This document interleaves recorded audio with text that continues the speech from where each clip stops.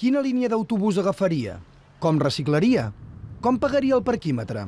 Com sabria si la carn o la fruita són fresques? Si fos daltònic, a més, no podria accedir a més de 150 llocs de treball, com policia, militar o pilot. Y no existe tampoco una discriminación positiva en cuanto a que se nos favorezca en otro tipo de oposiciones o en otro tipo de puestos de trabajo dentro de la misma organización. És l'única associació de daltònics d'Europa. Estan fent una campanya titulada No apta per a daltònics, amb la que volen sensibilitzar la població. No lo sé porque no lo tengo, ese problema, veo los colores bien. El amarillo, el rojo, el azul. El rojo lo ven verde, pues ya saben que el verde pueden pasar. El daltònic no distingeix tonalitats. La retina té 3 tipus de cons que permeten percebre el verd, el vermell i el blau. Quan un d'ells falla, apareixen dificultats per distingir els colors.